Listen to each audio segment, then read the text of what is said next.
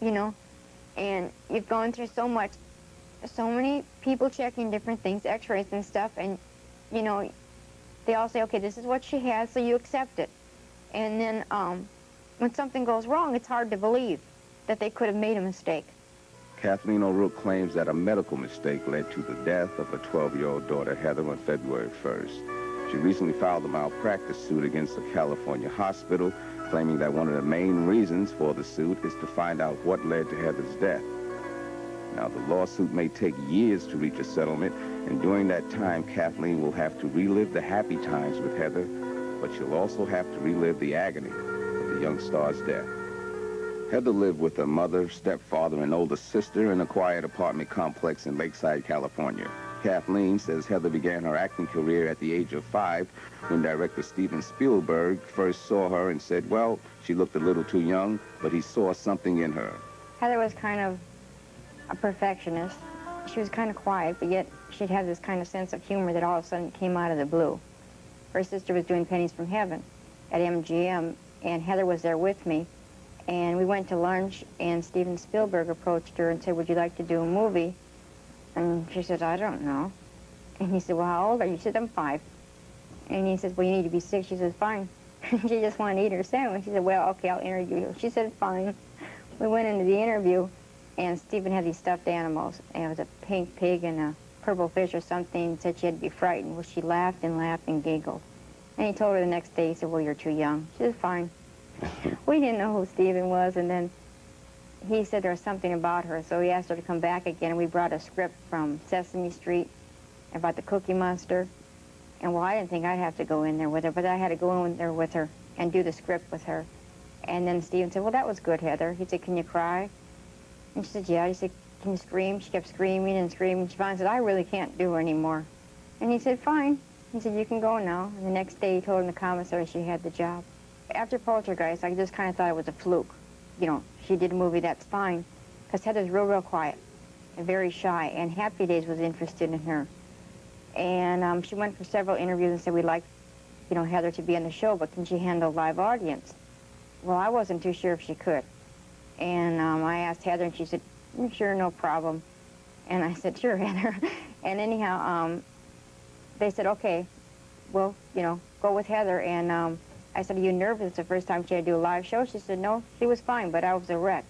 And she went through it and fine. She was fine. I think the live audience eventually gave her confidence to speak up and not to be, you know, afraid of the people. Off camera, what were some of her hobbies? And she liked to swim, and she liked to read, and she liked to play miniature golf. I think that was her favorite.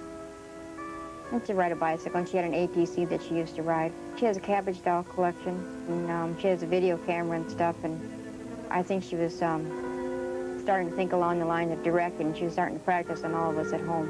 People, this will not stop. Oh, jeez. Early in 1987, Heather became ill, and doctors at Kaiser Hospital in Southern California eventually diagnosed her as having Crohn's disease. That's an inflammation of the intestine. She was given drugs to treat her illness, and the effects of the drugs allegedly puffed up the young star's cheeks, as shown here in these production photos from Poltergeist 3. Heather completed shooting on that film last June. But 6 months later, Kathleen says her daughter became ill again on Super Bowl Sunday, 1988.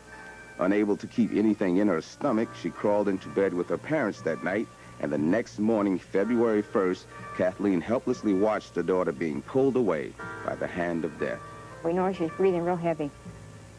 And I got to the phone, and I just called any number that was nearby, and I says, I got a little girl here that her fingers are blue, and she's breathing heavily. I said, bring her right in.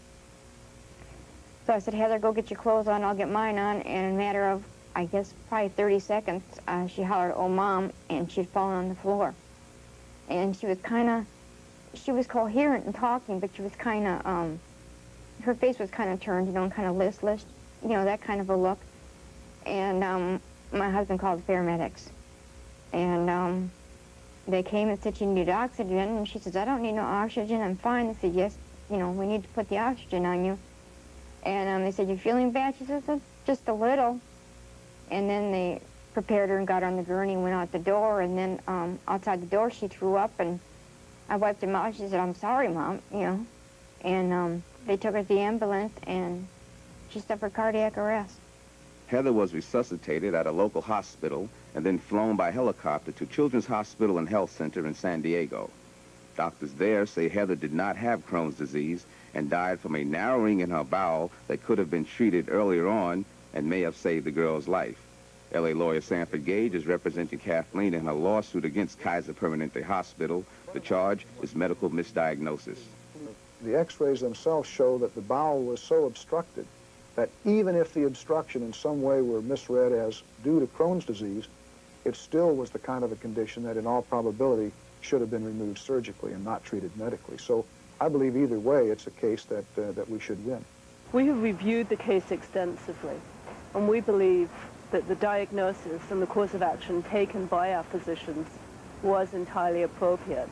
It's a very complex case, complicated by a number of factors, and not given to any simple answers.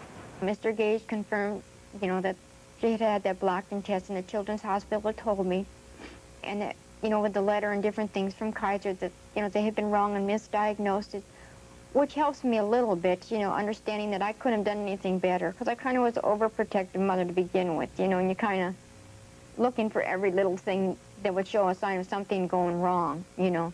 And I think just to know that in my own mind will help me adjust to not having Heather, you know.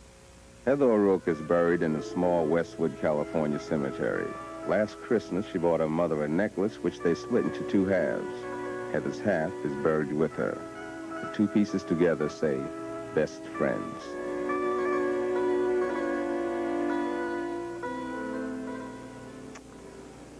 We'll be back in a moment.